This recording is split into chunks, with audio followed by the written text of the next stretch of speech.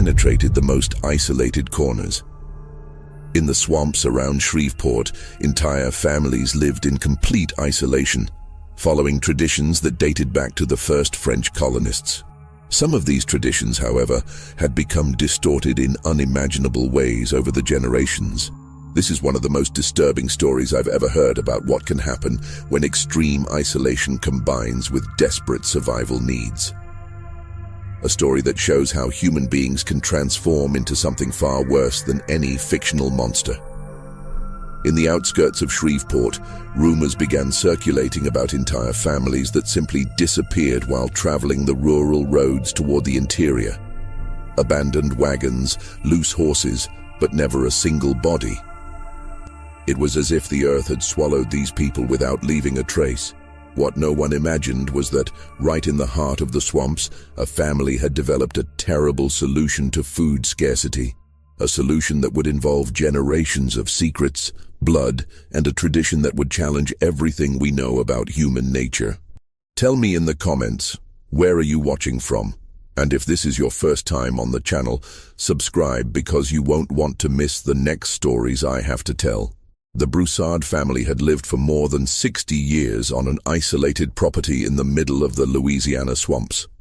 The land, inherited from generation to generation, was almost 2 hours' ride from the nearest town, accessible only by muddy trails that became impassable during rains. It was the kind of place where a person could live and die without the outside world ever knowing of their existence. The Broussard clan was much larger than anyone in the region imagined. 14 people lived on that remote property, forming an isolated community that had developed its own rules and traditions over decades of complete isolation. The family structure was complex and disturbing, the result of generations of marriages between close relatives. Clémence Broussard, the 75-year-old matriarch, commanded the family with absolute authority. Small and bent with age, her eyes still gleamed with a cruel intelligence that made anyone feel uncomfortable in her presence. She always wore the same faded black dress and a shawl that smelled of smoke and something else, something that neighbors could never completely identify. Alcide Broussard, 42 years old, was the official patriarch of the family and Clémence's son. Tall and thin, with sunken eyes that always seemed suspicious of any stranger, he spoke little, and when he did, it was always with a hoarse voice that sounded more like a growl than human words. His enormous hands bore scars from decades of handling improvised tools and work that no outsider could completely identify. Beside Alcide, his half-sister Cordelia Broussard, 38 years old, exercised almost equal influence in the family. Clémence's daughter by a different partner, she had grown up in the same tradition of isolation and inbreeding. Cordelia was responsible for organizing the work of the women and children, and her intimidating presence made everyone obey without question. She had the same sunken eyes as Alcide, but with a more refined cruelty, as if she had developed more subtle methods of control over the younger family members.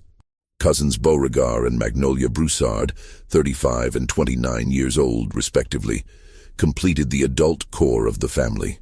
Beauregard was a corpulent and silent man who rarely spoke, but whose physical presence intimidated anyone who approached the property. Magnolia, in turn, demonstrated an almost fanatical devotion to Clémence, repeating her words and executing her orders with a precision that bordered on obsessive. The older children formed an intermediate group in the family hierarchy. Eulalie, 25 years old, was Alcide's daughter and occasionally appeared in the village to trade salted meat for supplies. Boudreau, 21 years old, also Alcide's son, frequently accompanied the family's hunting expeditions. Both spoke even less than the adults, limiting themselves to nodding and pointing to what they wanted to buy when they came to town.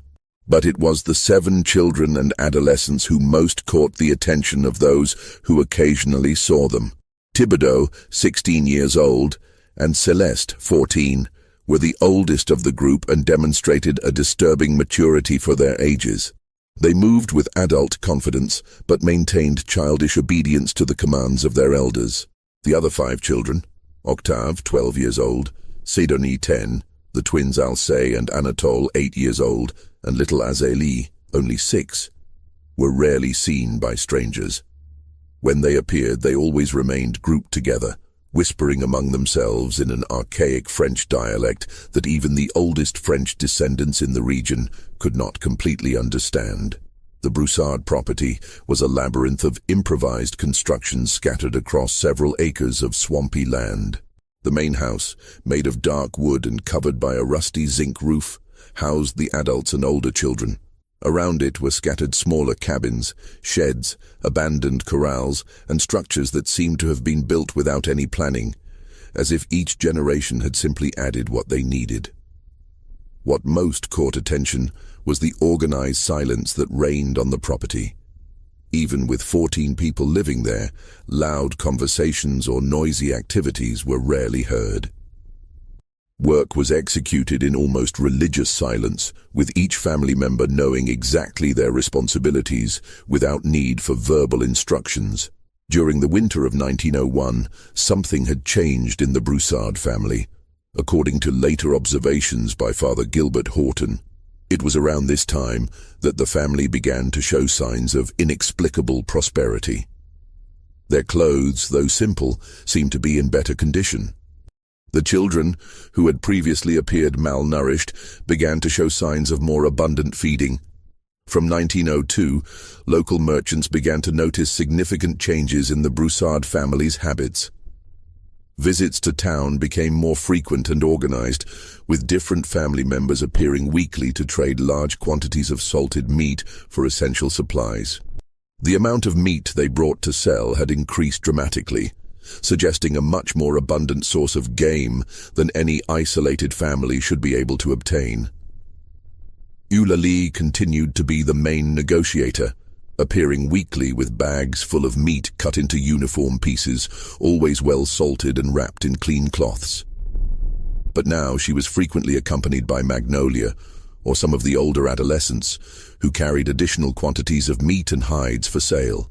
The local merchant who most frequently negotiated with the family began to question the origin of so much meat. The quantity was impressive for a family that apparently did not possess herds large enough to justify such production. When he asked about the source, he always received the same laconic response: swamp game. But the man, who had grown up in the region and knew all types of game available in the swamps, noticed that this meat had peculiar characteristics. It was lighter than deer meat, more tender than wild boar, and had a distinctive smell even after being salted. A smell he couldn't identify, but that made him feel vaguely nauseous every time he perceived it. The behavior of the Broussard children had also changed significantly since 1902. During visits to town, they demonstrated military discipline, always remaining in formation and never straying from the responsible adults.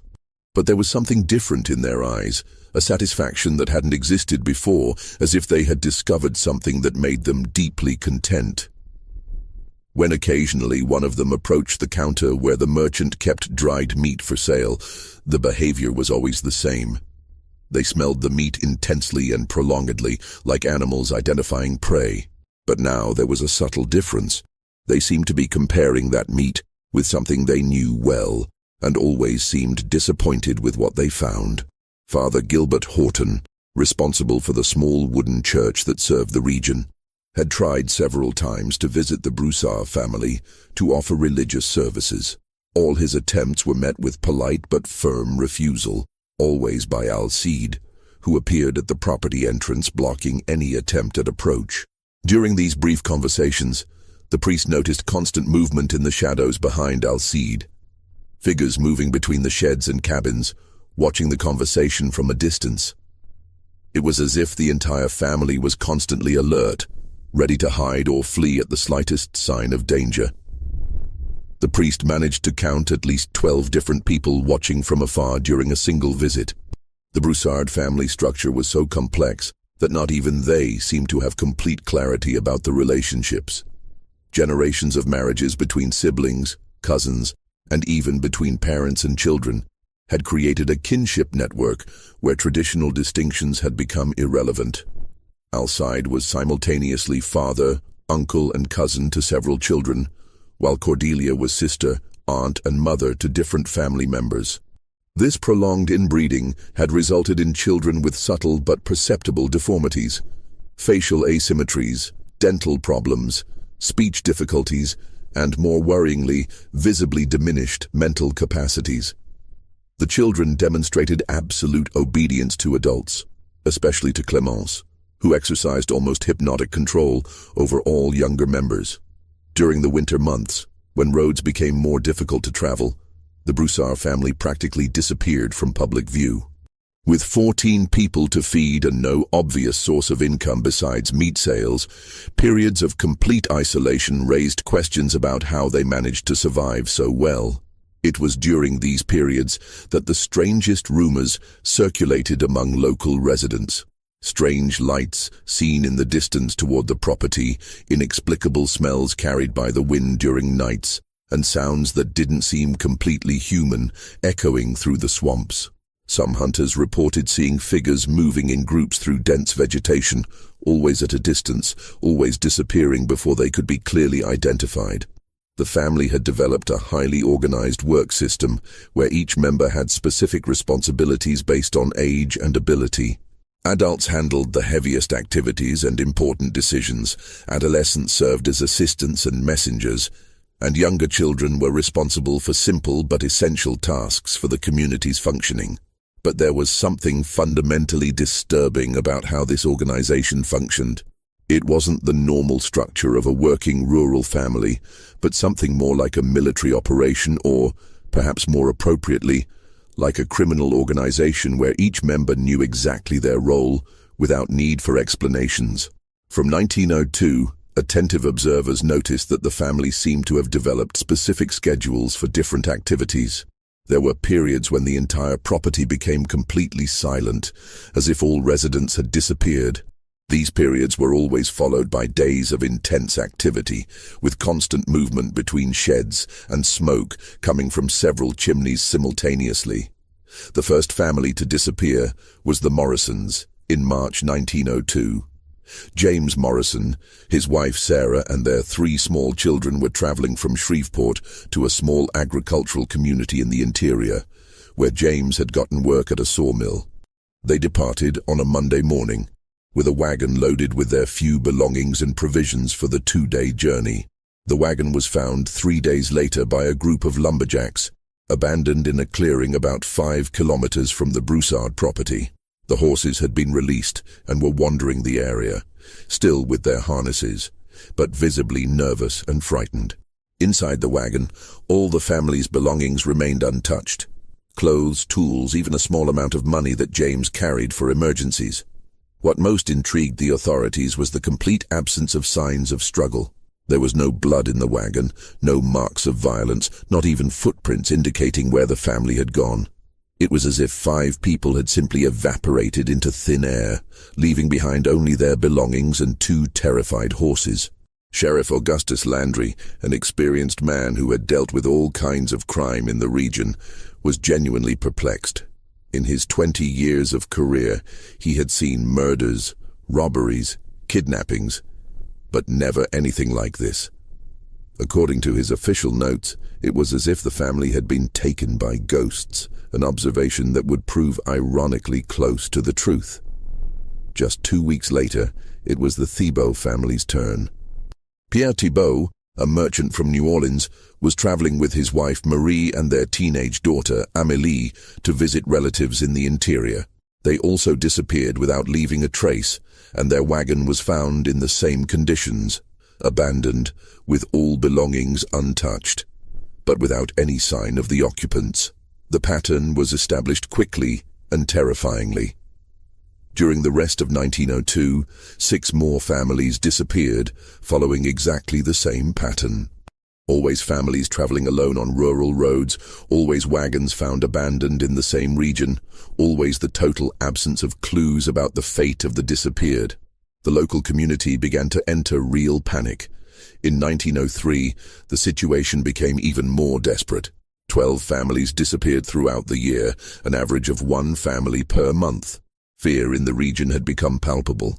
and many merchants completely refused to travel on rural roads, preferring to make enormous detours or simply cancel their trips. It was during this period of growing terror that Father Gilbert Horton began to notice disturbing details about the Broussard family. During his pastoral visits through the region, he had observed that the number of people on the property seemed to vary inexplicably. Sometimes he saw many figures moving between the constructions, other times the property seemed almost deserted. Even more disturbing was the behavior of the children when they occasionally appeared in the village. They moved as a group, always under rigorous adult supervision, and demonstrated a discipline that went far beyond normal for children their ages. It was as if they had been trained for specific behaviors in public, hiding their true nature behind a carefully constructed facade. In his personal notes, the priest recorded his observations. The Broussard family continues to intrigue and disturb me. During my last visit attempt, I could observe at least 12 different people moving around the property, including several children who demonstrate a vitality they didn't possess before. The physical resemblance among all of them remains disturbing, but now there's something more, a satisfaction, almost a joy that didn't exist in previous years. The priest also noticed that the children demonstrated a completely transformed relationship with food, especially with meat. During occasions when they came to town, they approached the local butcher shop with a confidence he described as intimate knowledge. It was no longer curiosity, but something that suggested deep and personal experience. The local merchant reported to the priest several incidents that had left him deeply uncomfortable. The Broussard children now smelled meat with the precision of experts, and when they thought no one was looking, some of them made comments in French that, even without completely understanding, sounded like technical evaluations about quality and preparation. During 1904, the pattern of disappearances continued with terrifying regularity. 10 more families disappeared, always following the same method. The local population had organized into travel groups. No one risked traveling alone anymore, and many rural roads were practically abandoned. It was during this year that the priest began to notice a disturbing correlation. Whenever a family disappeared, the Broussard property became completely silent for 2 or 3 days, as if all residents had disappeared. When activity resumed, there was always intense movement between the sheds, smoke coming from several chimneys, and a distinctive smell that the wind sometimes carried to nearby roads. The local merchant, when questioned by the priest about these observations, confirmed an even more disturbing pattern. According to the man, after each period of silence on the property, the family appeared in town with exceptionally large quantities of salted meat to sell. The meat always had the same strange appearance and the same peculiar smell, but now there was much more of it. Even more worrying was the behavior of the children during these post-disappearance visits. They seemed more animated, more alert, as if they had been very well fed after a period of fasting. Some of them demonstrated almost manic energy, contrasting with the lethargy they normally exhibited. During the first half of 1905, 6 more families disappeared, maintaining the terrifying pattern that had been established. By this time, the region around Shreveport was in a state of total panic. Entire families had abandoned their rural properties to move to the city, and commerce between communities had practically ceased. Father Gilbert Horton, observing the pattern of disappearances and the increasingly suspicious behavior of the Broussard family, decided it was time for a deeper investigation. During the summer of 1905, he began taking regular walks through the region, paying special attention to the surroundings of the Broussard property. It was during one of these walks, in August 1905, that he made a discovery that would change everything. Walking along a trail that passed about 1 kilometer from the property, the priest noticed a strange smell in the air.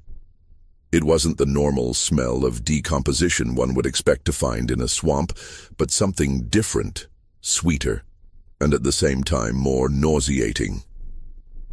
Following the smell, he arrived at an area where the intense summer rains had washed away part of the soft soil, exposing what had been buried superficially.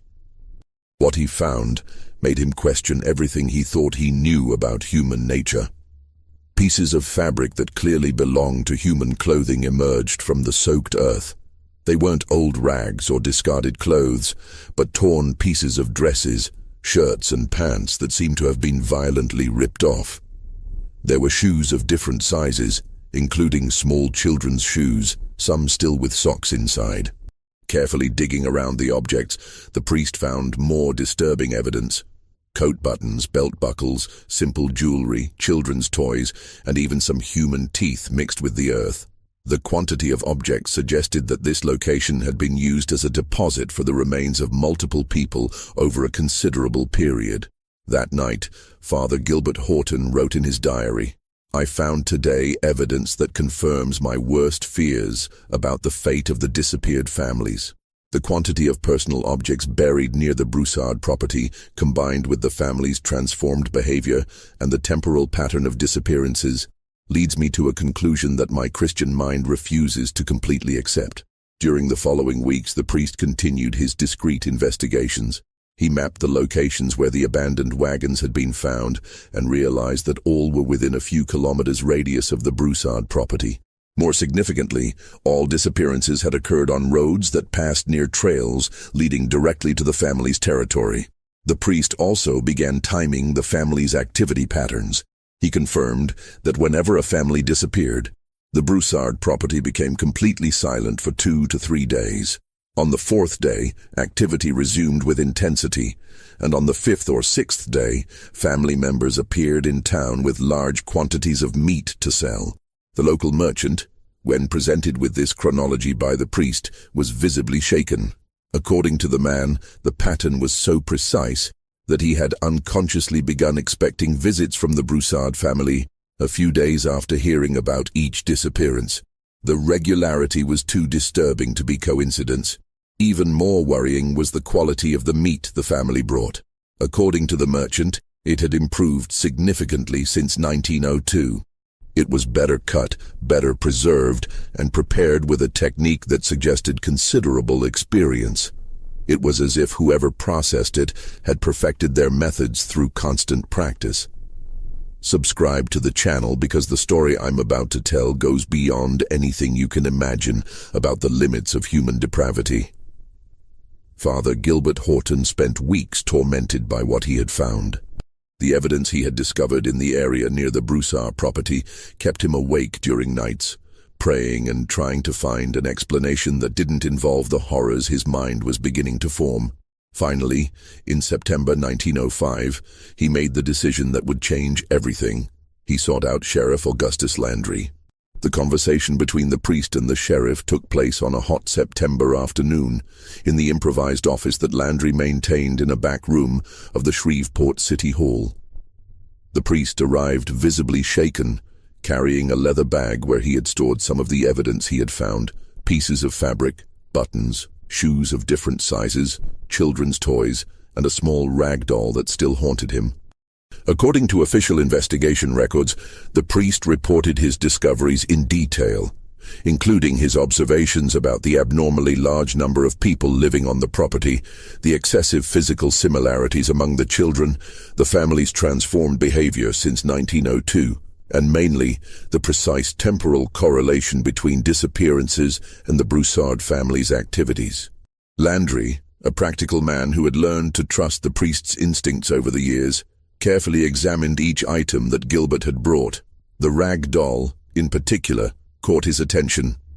It was a simple doll, the type that working families made for their daughters, but it was stained with something dark that appeared to be old blood. What most disturbed him was recognizing the fabric used to make the doll. It was identical to the dress that little Amélie Thibault wore when her family disappeared in 1902.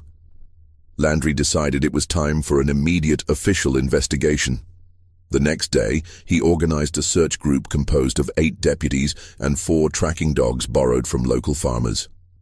The objective was to conduct a systematic search in the area around the Broussard property, looking for more evidence or, in the worst case, the bodies of the 42 people who had disappeared in the last 4 years. The search began in the area where the priest had made his discoveries. The dogs immediately became agitated, barking and digging at several different points. In less than 2 hours, the team had discovered an area much larger than the priest had initially imagined. The soft swamp soil had preserved hundreds of personal objects scattered across an area of almost an acre. Shoes of all sizes, from men's boots to small children's shoes, emerged from the earth in different stages of decomposition. Pieces of dresses, shirts, pants, and underwear were scattered throughout the area, many torn in ways that suggested extreme violence. There were also personal objects: wedding rings, pocket watches, combs, broken glasses, children's toys, and even family Bibles. But it was when they began digging deeper that they made the discovery that would confirm their worst fears. About half a meter deep, the deputies found bones. Many bones. Human bones of different sizes, including bones clearly belonging to small children, mixed with animal bones in an obvious attempt to disguise the true nature of what was buried there.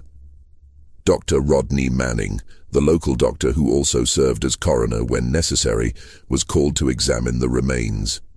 His initial analysis, recorded in the official investigation files, confirmed that there were bones from at least 22 different people buried in that first area. What most disturbed him was the systematic way the bones had been treated. Many showed precise cut marks, as if the flesh had been removed by someone with considerable butchering experience. According to the medical report, the bones had been processed in a way that Dr. Manning described as professional and efficient butchering. The cut marks were consistent and precise, suggesting that whoever had done the work had not only experience, but also adequate tools for processing large quantities of human meat. The revelation hit the investigation team like a shock. Landry, despite all his experience, recorded in his reports that he felt physically nauseated upon fully understanding what they were facing. It wasn't just mass murder, but an industrial cannibalism operation that had functioned with terrifying efficiency for 4 years without detection. The decision was made immediately.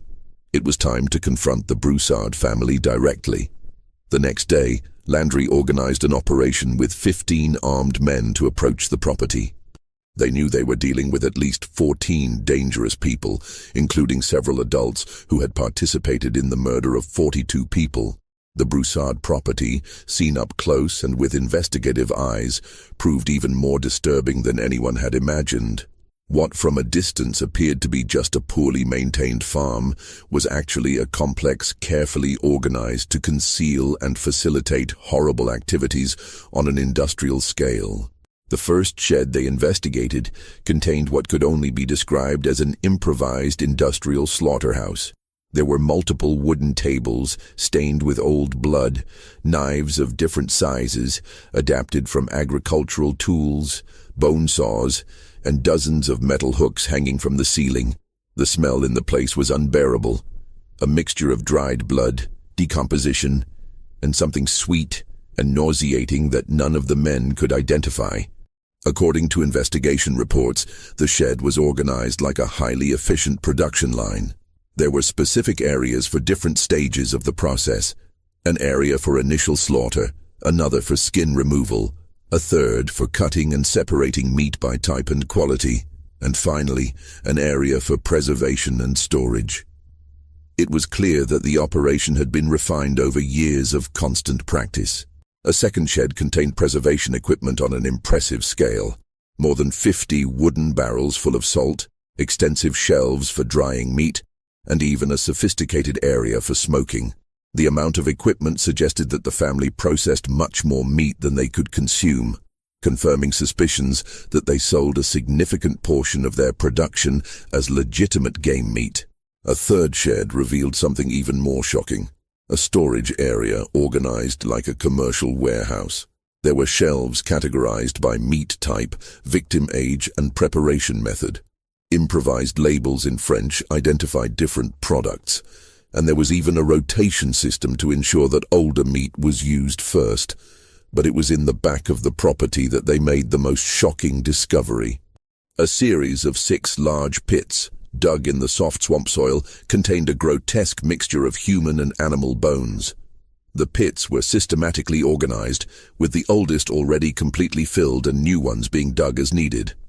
Dr. Manning, examining the pits, estimated they contained the remains of the other 20 people who had disappeared. The organization suggested that the family had operated their cannibalism system with industrial efficiency, processing an average of more than 10 people per year during the last 4 years. The police operation had arrived at a crucial moment. When the officers approached the main house, they could hear agitated voices coming from inside, speaking in that archaic French dialect that characterized the family. There was frantic movement between the sheds and cabins, as if the entire family was trying to hide evidence or prepare a coordinated escape. Landry positioned his men around the entire property before announcing himself. He knew he was dealing with 14 people who had participated in the murder and processing of 42 victims and had no intention of giving them any opportunity to escape or organize resistance. According to official records, when the sheriff identified himself and ordered everyone to come out of the buildings, the response came in the form of total chaos. Figures ran in all directions, voices shouted in French, and it became clear that the family had prepared escape routes through the swamps. The deputies managed to intercept some, but others disappeared into the dense vegetation with the efficiency of those who knew every trail and hiding place in the region. When the confusion finally calmed down, the officers had captured only part of the family. Clémence, the elderly matriarch, Cordelia, and 5 of the younger children, Octave, Sidonie, the twins Alcée and Anatole, and little Azélie. 7 family members had managed to escape to the swamps: Alcide, Eulalie, Boudreau, Beauregard, Magnolia, Thibodeau, and Céleste. The complete investigation of the property revealed even more disturbing evidence. Besides the improvised slaughterhouses and bone pits, investigators found personal objects that clearly belonged to the disappeared families organized as trophies. There was an entire cabin dedicated to storing clothes, jewelry, tools, and toys from the victims, some being used by the Broussard family as if they were their own. Even more shocking was the discovery of detailed records kept by Clémence. Written in archaic French, the notebooks documented each family attacked over the 4 years, including descriptions of the number of victims, the quality of meat obtained, specific preparation methods, and even evaluations of which family members provided the best meat. It was like a macabre library of cannibal recipes, developed and refined with scientific precision. In the main house, investigators found evidence that the children had been systematically trained to participate in all family activities. There were children's drawings depicting hunting and meat processing scenes that were clearly human, toys made from worked human bones, and even an improvised manual teaching children to identify different types of human meat. Dr. Manning, in his final report on the property investigation, concluded that the Broussard family had operated the most organized and efficient cannibalism system ever documented. The scale of the operation, involving 14 people working in perfect coordination to process more than 10 victims per year, had allowed them to operate as a true human meat industry. The arrest of Clémence Broussard, Cordelia, and the 5 children marked the beginning of the most disturbing phase of the entire investigation. Sheriff Landry had prepared several rooms in the jail for interrogations, but nothing in his experience had prepared him for the revelations that were to come from such a complex and systematized family operation. Clémence, despite her 75 years, demonstrated a lucidity and coldness that chilled the blood. According to interrogation records, she sat in the wooden chair in the room with an expression that mixed contempt and a strange superiority, as if the officers were children asking foolish questions about matters they couldn't understand. Her first statements, recorded in official files, immediately revealed the distorted mentality that had developed in the family over generations. According to Clémence, they had done nothing wrong. They had simply perfected their ancestral traditions to meet the needs of a large family. She expressed genuine confusion about why their actions were considered criminal, repeatedly comparing them to the work of butchers and farmers. Cordelia, 38 years old, demonstrated fanatical loyalty to her mother and family traditions. During her interrogations, she confirmed all the details provided by Clémence, but with even more disturbing coldness and technical pride in the methods they had developed. According to official records, Cordelia spoke about the murders and processing of human meat with the same naturalness and precision that a chef would discuss complex recipes. Dr. Rodney Manning, who had been called to examine the 5 captured children, made discoveries that confirmed the worst suspicions about the effects of the family environment. The children, Octave, 12 years old, Sidonie, 10, the twins Alce and Anatole, 8 years old, and little Azélie, only 6, showed clear signs of generations of inbreeding, foot deformities, asymmetrical jaws, irregular dentition, and evident delays in cognitive development. Even more disturbing was their behavior. According to medical reports, they demonstrated intense fear of anyone outside the family, but absolute obedience to any order from Clémence or Cordelia. When one of the 2 women spoke, even in whispers, all the children immediately stopped what they were doing and paid total attention, like well-trained soldiers receiving orders from their commanders. During the first formal interrogations, Landry tried a careful approach with the older children. What he discovered, recorded in his official reports, challenged his understanding of normal child development and family structures. When questioned about kinship, Octave identified Alcide as his father, Cordelia as his mother, but also referred to Clémence as his grandmother-mother and Magnolia as his aunt-sister. The family structure was so complex and distorted that not even the children themselves could explain it consistently. Each child had multiple fathers and mothers, depending on which line of kinship was followed. Later investigations revealed the disturbing truth about the Broussard family structure. Through conversations with Clémence and observation of the children, it became clear that the family had practiced systematic inbreeding for at least 4 generations.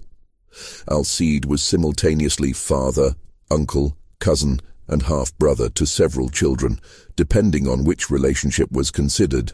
Clémence, when she finally decided to speak about the family structure, revealed this information with a naturalness that shocked everyone present. According to her recorded statements, the family had always maintained pure blood, not allowing strangers to marry family members or family members to marry outside the clan. The result was a lineage where traditional family distinctions had become completely irrelevant. Dr. Manning, examining the improvised family records they found in the house, managed to trace at least 4 generations of marriages between siblings, cousins, uncles and nieces, and even between parents and children. The result was a genetically devastated lineage where physical and mental deformities had become the norm instead of the exception. But it was when the interrogation turned to the family disappearances that the revelations became truly horrible.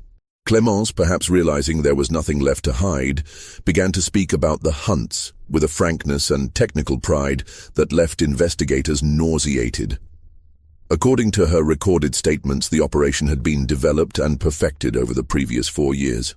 In 1902, according to Clémence, the family had decided it was time to expand their food sources to adequately sustain 14 people. What had begun as necessity had transformed into a highly organized and efficient operation. The operation was divided into specific phases, each with clearly defined responsibilities. Families traveling alone were first identified and observed by the younger family members who served as scouts. Thibodeau and Celeste, in particular, specialized in approaching traveling families by pretending to be lost or needy children. When a suitable family was located, preferably with several children, as according to Clémence they provided more tender meat, Alcide, Beauregard, and the older children approached offering help, directions, or simply rural hospitality. The approach process was carefully planned to inspire total confidence. The Broussards presented themselves as a hospitable rural family, offering water for the horses, food for the children, or simply friendly conversation to break the monotony of travel. City people, according to Clémence, always trusted country people, especially when children were involved. It was a trust they had learned to exploit with surgical precision. The attack itself was quick, coordinated, and lethal, According to the confessions, different family members had specific roles. Some distracted the victims with conversation, others positioned themselves strategically around the wagon, and when Clémence gave the signal, always she who decided the exact moment, the entire family attacked simultaneously. The victims were killed quickly, usually with precise blows to the head using heavy hammers to avoid screams and unnecessary suffering. Clémence made a point of emphasizing that they weren't sadistic, just practical. Quick death was a matter of efficiency and, in her distorted mind, even compassion. The transportation and processing process, as described in the statements, revealed the impressive level of organization of the operation. The bodies were loaded in covered wagons that the family maintained specifically for this purpose, while the victims' wagons were abandoned in strategic locations to confuse authorities. All processing was done in the sheds that investigators had discovered, with each family member having specific responsibilities based on age and skill. The youngest children helped with simple tasks like cleaning, while adolescents assisted in cutting and separation. Adults handled the more technical and heavy work.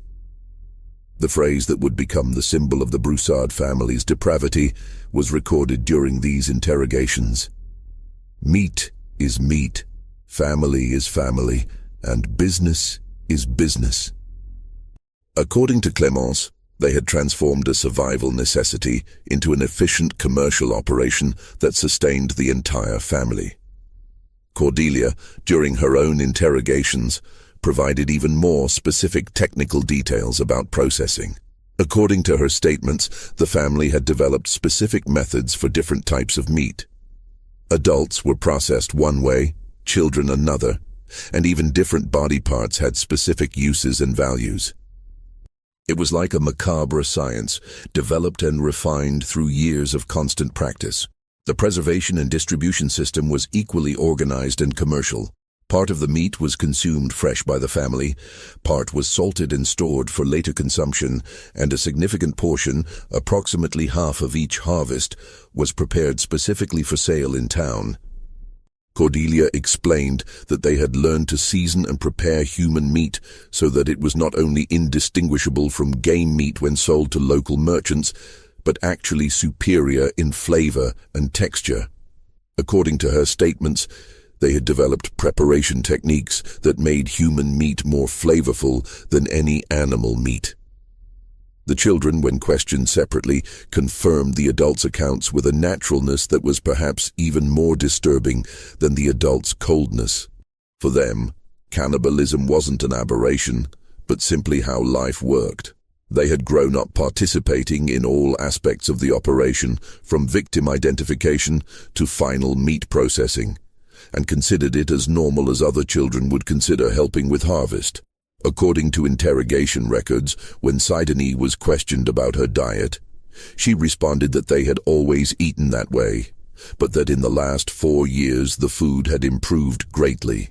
She mentioned that Clémence taught them it was better than butcher shop meat, because they knew exactly where it came from, how it had been prepared, and could choose the best pieces. Octave, when asked if he knew they were eating people, responded with distorted logic that revealed how deeply the family had disconnected from normal morality. According to official records, he expressed genuine confusion about why this would be a problem, arguing that people were animals too, that everyone was made of the same meat, and that they had simply found a better and more reliable source of food. Dr. Manning, trying to understand the children's mental state, discovered that they not only participated in cannibalism, but had developed specific and sophisticated preferences. Octave preferred meat from young adults. Sidonie had a preference for children her own age, and the twins had developed specific tastes based on the victim's gender. Even more disturbing, the children discussed these preferences with the same naturalness that other children would discuss their favorite foods. They had opinions about preparation methods, seasonings, and even about which families had provided the best meat. It was as if they were little gastronomic connoisseurs specialized in cannibalism. The investigation revealed that the family had killed and consumed exactly 42 people over 4 years, an average of more than 10 people per year. The Morrison, Thibault, and other families had been completely eliminated. Their bodies processed and consumed or sold, their belongings catalogued and stored as trophies or sold when possible. Clémence, when confronted with the magnitude of her crimes during the final interrogations, showed no remorse. Instead, according to official records, she seemed genuinely proud of what she had accomplished. She repeatedly compared her actions to the success of a prosperous farm, arguing that she had fed and sustained a large family for years using only available resources and her own intelligence. During one of the most revealing interrogations, Clémence explained how the tradition had evolved over generations. According to her accounts, the practice had begun with her own grandfather, who during a particularly harsh winter had consumed a traveler who died of natural causes near the property. The experience had been a revelation that transformed into occasional family tradition. But it was in 1902, according to Clémence, that she had the vision to transform a sporadic family tradition into a systematic and profitable operation. With 14 mouths to feed and limited resources, she had realized that rural roads offered a constant and renewable source of food and income. Clémence described the operation's development with the pride of a successful entrepreneur. They had started with rudimentary methods in 1902, but quickly perfected their techniques. By 1903, they were already operating with industrial efficiency. In 1904 and 1905, they had achieved what she called operational perfection. Cordelia, complementing Clémence's accounts, explained that each family member had specialized in specific aspects of the operation. Alcide and Beauregard were specialists in approaching and eliminating victims. Eulalie and Magnolia were responsible for initial processing. Boudreau had specialized in preservation and preparation for sale. The adolescents had their own specialties. Thibodeau was expert at identifying vulnerable families. Celeste specialized in gaining children's trust. Even the younger children had specific roles. The twins were responsible for cleaning bones. Sidonie helped in separating meat by quality. And even little Azélie had tasks appropriate for her age. The quality system they had developed was impressively sophisticated.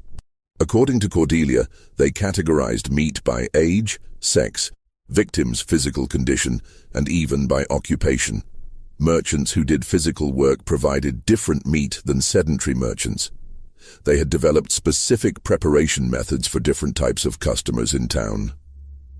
Meat, destined for the local merchant, was prepared one way. Meat for other buyers was prepared differently. Some buyers, unknowingly, had developed preferences for specific game that the family provided. The financial operation was equally organized. According to the statements, they generated sufficient income not only to buy essential supplies, but also to gradually improve their facilities and equipment. Part of the money was reinvested in the operation, part was saved for emergencies. Clémence revealed that they had planned to expand the operation. According to her plans, they eventually intended to operate in multiple regions, possibly establishing branches of the family operation in other isolated areas of Louisiana. It was an entrepreneurial vision applied to mass cannibalism. During the final interrogations, it became clear that the family didn't see their actions as crimes, but as an innovative and efficient way of life. They had created a sustainable system that met all their needs: food, income, and even entertainment, because according to several statements, they genuinely enjoyed the work they did. The complete absence of remorse or even understanding that they had done something wrong was the most disturbing aspect of all the interrogations. For the Broussard family, they had simply found an intelligent solution to the challenges of isolated rural life. The fact that this solution involved the murder and consumption of 42 people was, for them, irrelevant. The trial of the Broussard family became one of the most disturbing and complex cases in Louisiana judicial history. The improvised courthouse in Shreveport was packed with curious onlookers, journalists from across the country, and relatives of victims, all trying to understand how an entire family had transformed into an industrial organization of cannibal killers. Clémence Broussard, as the matriarch and confessed leader of the operation, became the main focus of the trial. At 75 years old, she sat in the defendant's dock with the same expression of cold superiority she had demonstrated during interrogations. According to court records, when the judge read the charges, 42 premeditated murders, systematic cannibalism, destruction of evidence, operation of a criminal organization, she listened with an expression of boredom, as if they were discussing trivial business matters. Cordelia, tried as principal accomplice and technical organizer of the operation, demonstrated the same coldness as her mother, but with additional arrogance that disturbed observers even more. During her testimony, according to court transcripts, she not only confirmed all details of the crimes, but even corrected the prosecutor when he incorrectly described some technical aspects of human meat processing, as if she were giving a butchering lesson. The prosecutor, an experienced man who had dealt with the worst crimes in the region, later admitted in interviews that he had never faced a case that disturbed him so much. According to his statements, it wasn't just the nature of the crimes or even their industrial scale, but the complete absence of remorse or even understanding that they had done something wrong. It was like judging people of a completely different species who operated under a totally alien moral system. During her testimony, Clémence maintained the same posture she had demonstrated in interrogations. According to trial transcripts, she confirmed all details of the murders and cannibalism, but always with the attitude of someone explaining a successful business to people who couldn't understand her genius. She even expressed frustration with the court's ignorance about basic matters of survival and operational efficiency. Official records show that she repeatedly justified her actions as necessary and intelligent for the survival of a large family under difficult conditions. According to her testimony, people who lived in the city with access to butcher shops and stores couldn't understand what it meant to feed 14 people in complete isolation. She and her family, according to her words, had found an innovative and efficient solution to this problem. When the judge asked if she felt any remorse for the 42 people they had killed, including 16 children, her response chilled the blood of everyone present. According to official transcripts, she questioned why she should feel remorse for feeding her family and generating honest income, comparing her actions to the work of farmers who kill cattle and arguing that both followed the same logic of survival and business. The 5 captured Broussard children presented an extremely complex legal and moral dilemma. Clearly victims of an extremely dysfunctional family environment, they had also actively participated in crimes for years. Dr. Rodney Manning, after months of detailed observation, concluded that they suffered from severe psychological and cognitive damage, resulting from both inbreeding and systematic conditioning since birth. In his official report presented to the court, Dr. Manning wrote that the children had been molded since birth to see cannibalism as normal, necessary, and even desirable. They didn't possess the moral development necessary to understand the nature of their acts, being simultaneously perpetrators and victims of a deeply distorted family system that had functioned as a conditioning machine for generations. The court decided that the children would be sent to different religious orphanages in New Orleans, Baton Rouge, and other distant cities, where they would attempt to correct them through intensive moral and religious education. The process would be long and uncertain, as no one knew if it was possible to reverse years of such extreme and systematic psychological conditioning.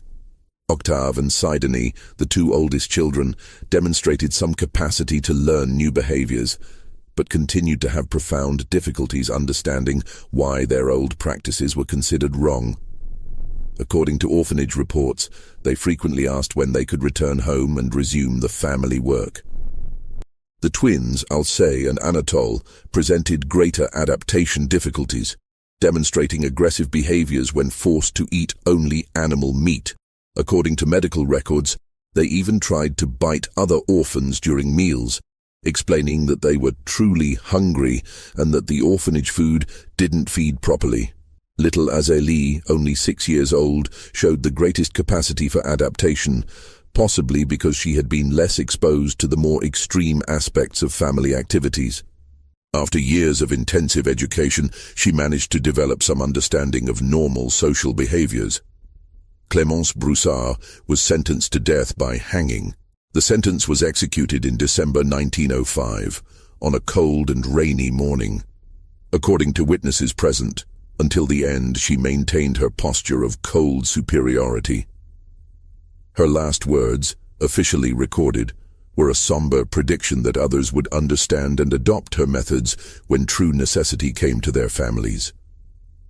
Cordelia received a sentence of life imprisonment, but died in prison just 2 years later, in 1907, from a lung infection.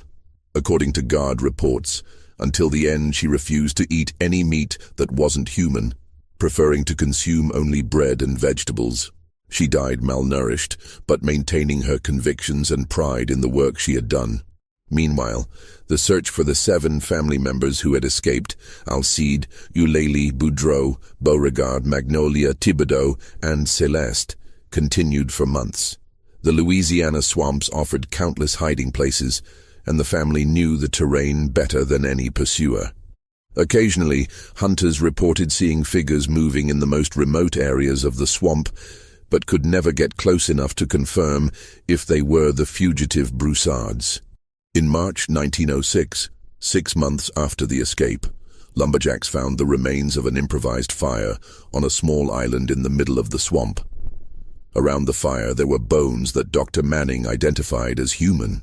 The analysis suggested that at least 3 people had been killed and consumed at that location, but there wasn't sufficient evidence to determine if the victims were strangers captured by the fugitives or members of the family itself. Dr. Manning speculated in his reports that isolation and lack of other food sources could have led the fugitives to turn on each other. Cannibalism, once normalized and systematized, could easily expand to include any available source of meat, including family members, when other options were exhausted. During the summer of 1906, fishermen reported sightings of skeletal figures moving through the swamps, always at a distance, always disappearing when someone tried to approach. The descriptions varied, but all mentioned visibly malnourished people, wearing rags and moving in ways that suggested extreme desperation and possibly internal violence. The last confirmed evidence of the fugitive Broussards' presence came in August 1906, when a fisherman found torn and bloodied clothes on a remote riverbank. The clothes were identified as belonging to Eulalie and Magnolia, but no bodies were found. There were signs of violent struggle in the area, suggesting that the fugitives had turned on each other. Theories about the fugitives' fate varied among investigators. Some believed they had died of starvation or disease in the swamps. Others speculated that they had killed each other in a dispute over increasingly scarce resources. The most accepted theory was that the family hierarchy had collapsed without Clémence to maintain order, resulting in fatal internal violence. Sheriff Landry, in his final reports on the case, expressed the opinion that the fugitives probably hadn't survived the first winter in the swamps. According to his analysis, even with their knowledge of the terrain, it would be impossible for 7 people to survive indefinitely without adequate supplies, especially considering that several of them were adolescents without complete experience in independent survival. The Broussard property was burned by authorities in September 1906. According to official reports, the fire lasted 5 days, fueled not only by the wood of the constructions, but also by animal fat that had impregnated the soil over 4 years of intensive use as an industrial slaughterhouse. The smell of the burning, according to local reports, was unbearable and could be smelled for kilometers. Even after the complete destruction of the property, the area remained avoided by locals. Hunters and fishermen reported strange sensations when approaching the location, a feeling of being watched, inexplicable smells in the air, and a general atmosphere of unease that made them want to leave quickly. During the floods of 1907 and 1908, regional residents reported that bones continued to emerge from the soft swamp soil. The floodwaters carried fragments of bones and personal objects that had been buried over the 4 years of operation. Each flood brought new evidence of the family's crimes, as if the earth itself refused to keep its secrets buried. The Broussard children who survived in orphanages had varied and mostly tragic fates. Octave died in 1912 at 19 years old from an infection that doctors suspected was self-inflicted through wounds he made on himself. Until the end, reports show that he continued to ask about other family members and express confusion about why he couldn't resume the family work. Sidoni lived until 1918, but never managed to form normal relationships or completely understand why her old practices were considered wrong. She was transferred several times between different institutions, always due to incidents involving attempts to convince other children to try raw meat or aggressive behaviors during meals. She died at 23 during the Spanish flu epidemic. The twins Alcée and Anatole were separated in 1908 after a series of violent incidents in orphanages. Alcée died in 1910 at 15 years old after trying to attack a supervisor with a kitchen knife during a meal. Anatole was transferred to an institution for the mentally ill, where he died in 1915, at 20 years old, still expressing the desire to return to his family in the swamps. Only Azélie achieved some degree of social reintegration. After years of intensive religious education, she developed basic social behaviors and was adopted by a family in another state in 1912, at 13 years old, with a completely new identity. According to later records, she lived a relatively normal life, married and had children, but never spoke about her childhood with anyone, taking her secrets to the grave when she died in 1954, at 55 years old. The Broussard case had lasting repercussions in the region and beyond. Rural roads around Shreveport remained little used for years, with many merchants preferring longer but considered safer routes. Trust in rural hospitality, a tradition deeply rooted in Southern culture, was severely shaken for decades. Father Gilbert Horton, traumatized by his discovery and the role he played in the investigation, requested transfer to a parish in another state in 1907. In his last notes about the case, he wrote, "I saw what human beings can become when they completely lose their connection with God and with humanity. An entire family transformed into a death machine, not by demonic possession, but by deliberate choice and systematic planning. May the Lord forgive me, but there is knowledge that no man should carry." Dr. Manning continued to study the medical and psychological aspects of the case for years, eventually publishing several academic articles about the effects of prolonged inbreeding on cognitive and moral development, and about how extreme social isolation can lead family groups to develop moral systems completely disconnected from normal society. Sheriff Landry, despite his experience with violent crimes, admitted in later interviews that the Broussard case had fundamentally changed his view of human nature and the limits of organized depravity. He implemented regular patrols in the most isolated rural areas and established protocols for investigating families living in extreme isolation. The story of the Broussard family is the most disturbing case of family cannibalism I've ever heard in my life. It wasn't a temporary psychotic outbreak or isolated crimes of passion, but a systematic industrial operation that had functioned with terrifying efficiency for 4 years, processing more than 10 victims per year. What makes this case particularly haunting is the complete absence of supernatural elements. There were no curses, demonic possessions, or occult forces at work. Just human beings who, through extreme isolation, prolonged inbreeding, and a distorted entrepreneurial mentality, had transformed into something that challenged our basic understanding of human nature.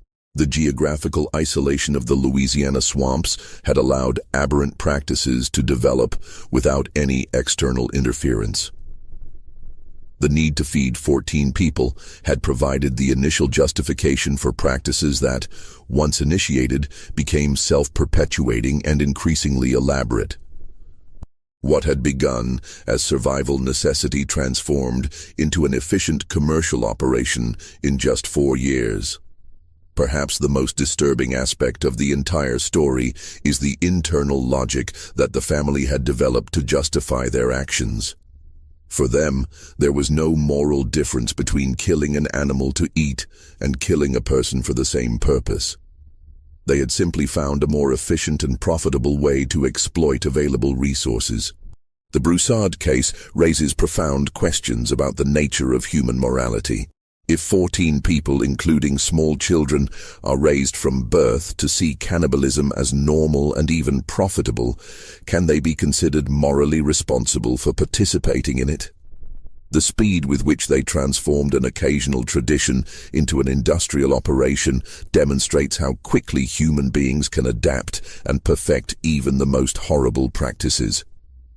The fact that 14 people could participate in such a horrible operation for 4 years also reminds us of how powerful social conditioning can be. The Broussard children didn't choose to become cannibals. They were molded for it from birth, in an environment where such behavior was not only normal, but a source of family pride. In the silent swamps of Louisiana, where cypress trees still whisper ancient secrets to the wind, the story of the Broussard family remains as a somber reminder that true monsters don't come from fairy tales or horror movies. They come from ourselves. When we lose our connection to our shared humanity and allow isolation, necessity, and efficiency to transform us into something unrecognizable. The most frightening truth about the Broussard family isn't that they were unique, but that, under the right circumstances, any isolated family could develop similar systems. The difference between civilization and organized barbarism may be much smaller than we'd like to admit.